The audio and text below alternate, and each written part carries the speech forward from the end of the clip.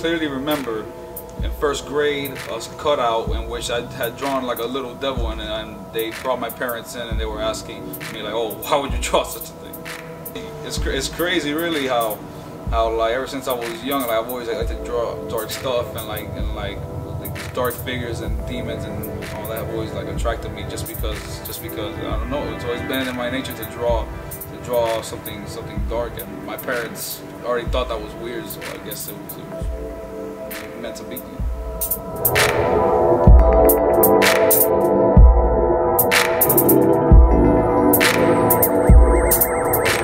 It's just the sheer size of it, you know, like when you get up to a wall, it's just like, it's massive, it impacts you, it hits you right in the face, like pop!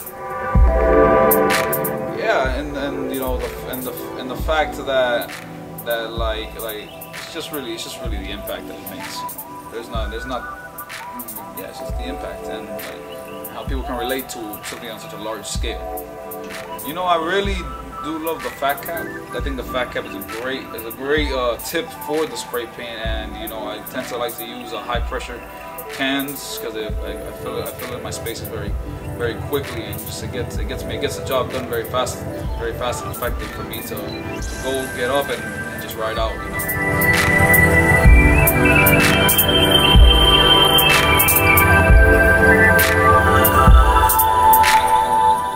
Shit, that's the first thing I want people to think when they see my creation. Just like this huge face that just like pops right out at you, you know. It's like, oh, wow, it's crazy.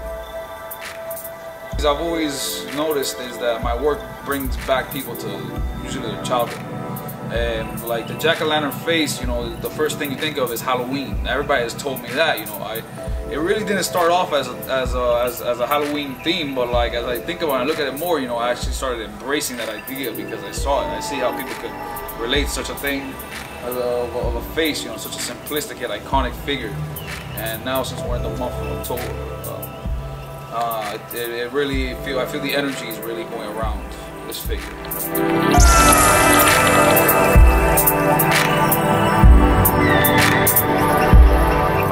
I would say Typo would be like the artist that I admire both in the street and the gallery the most. You know, how he's been able to separate both worlds into such greatness. Gigi, you know, really has played a huge role in my artwork and being my mentor, and you know, showing me the ropes, showing me how everything goes, and like slowly, little by little, you know, it has played a huge influence in my work and the techniques that he showed me, and I've picked up from other things also, in which I've been able to create the collages, getting that idea from like the printmaking and all that. Shepherd Fairy and Lister, just like all these figures that they have such a crazy language to them, you know, like it's almost ghostly to some point.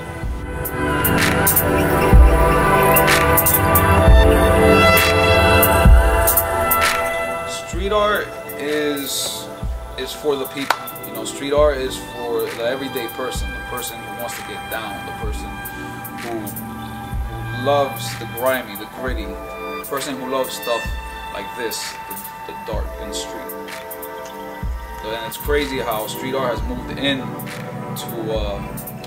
into the galleries now, and now like street artists can make a living off what they really love to do, instead of having to create almost a false language that they rather not even touch, you know. And that's really a great thing, showing how we've been embraced by the higher crowd. So that, as they say, the low is now the new high, you know.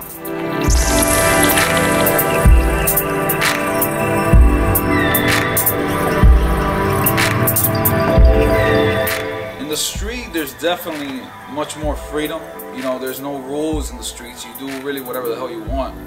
It's your voice, your language. But when you get into the gallery, there's already certain like ideas and certain concepts, and you have to consider what's been done in the past, like with the masters. How can you push that limit? How can you push that? So it's much more stressful, and sort of like street art is almost like a stress reliever in a way, where I can go and just just like work on a wall and and just do what I really want to do. I'm not saying that at the gallery I don't do what I want to do. I love what I do in the gallery, but it's already a much more like I believe a higher thinking thought process. So it takes a lot more.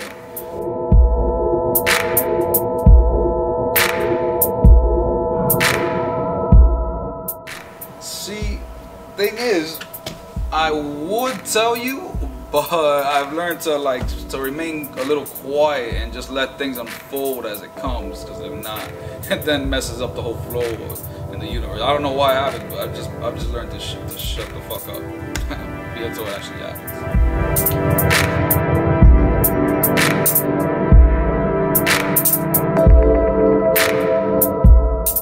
You know, Winwood, I didn't even know what Winwood was until probably like a few years ago when I started coming around more of this area, you know, because I'm from the north side of the county, so I always stayed in the Carroll City and Hialeah, Opelika area. That was always my area for Lauderdale until I finally came one day to Winwood and I started driving around like, oh, look at all this artwork, it's crazy, you know.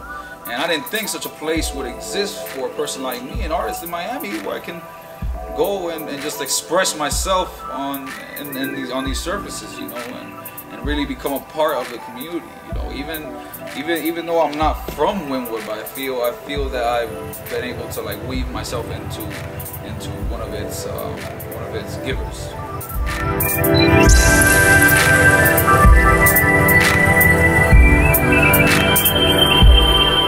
Well, actually, this I can't tell you because it's just a process. I'm not telling you what's gonna happen. It's just a process.